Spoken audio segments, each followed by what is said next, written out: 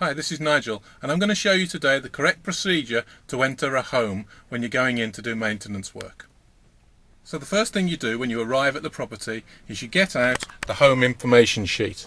And on this you'll see certain details such as the number of beds and baths the home has, the home number, whether it's a standard or executive, what the home phone number is, what the street name is, the alarm code for the maids and the alarm code for maintenance, your password for the alarm and the alarm code itself. There's a gate code if that's applicable on a gated community, and then a lockbox code.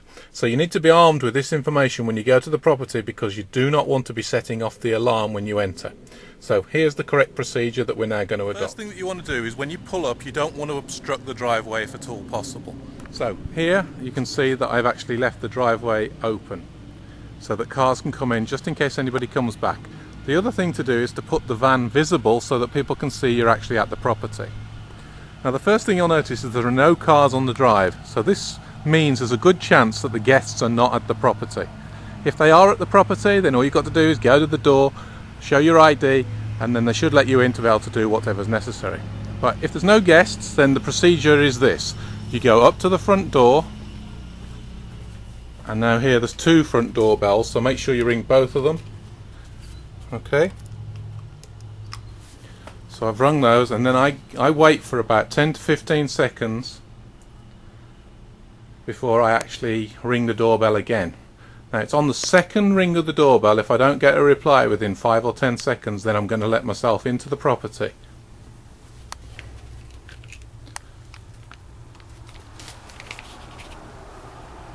Okay, so I've rung the doorbell the second time now. So I just want to make sure that I get the correct code, and we're on this property, we're on Sunset Lake, so I'm going to get the right code, make sure I'm equipped with that before I go in. So I know what the code is, and now it's time to let myself into the property because nobody has responded. So you know, just there's two locks here. There's a top lock and then a secondary lock. Now not all properties are equipped this way, some of them just have one.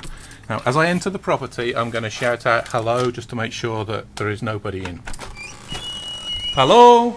And I noticed that the alarm was not on. I heard a signal initially, but then it wasn't on. Now sometimes you'll find the alarm on, you need to enter the code, and then you'll be okay. But this really depends on the guests themselves when they're at the property, whether they use the alarm or not. We recommend that they do, but obviously there's no obligation for them to do so.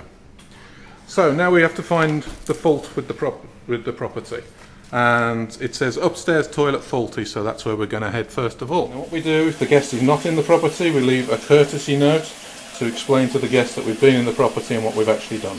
Okay, so once you've done the job and you've returned to the van, put all your tools back and you've made sure you've cleaned up the property, then it's time to complete your job sheet. Now always do this the minute you've left the job. Right, try and do it while you're sitting outside so that you can remember exactly what you've done. So under here you'll see a part that says work performed, and the work performed was we replaced the toilet handle.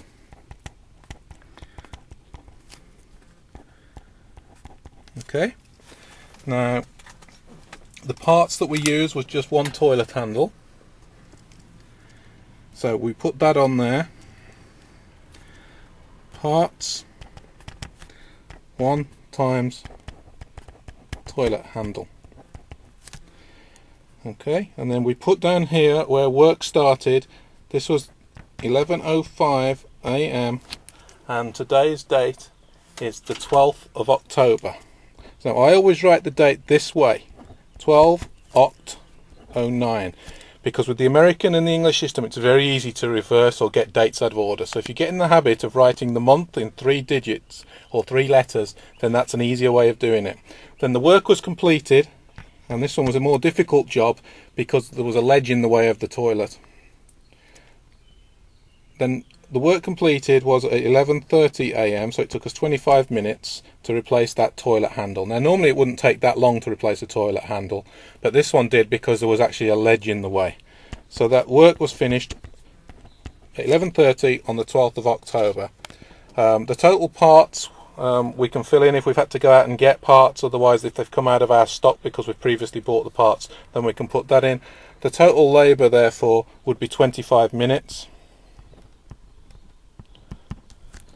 And then you need to sign who it was done by, and in this case it was done by me. So I put my initials. You may need to put your full name there. Depends what the office requires. So that job is now done, and that's all there really is to it. So make sure that you use the correct procedure, that you fill the paperwork in, and that you do it on site. Make sure that you leave the site spotlessly clean. In fact, make it cleaner than when you first found the site. We always want to impress our guests, and we always want to make sure that we do things properly.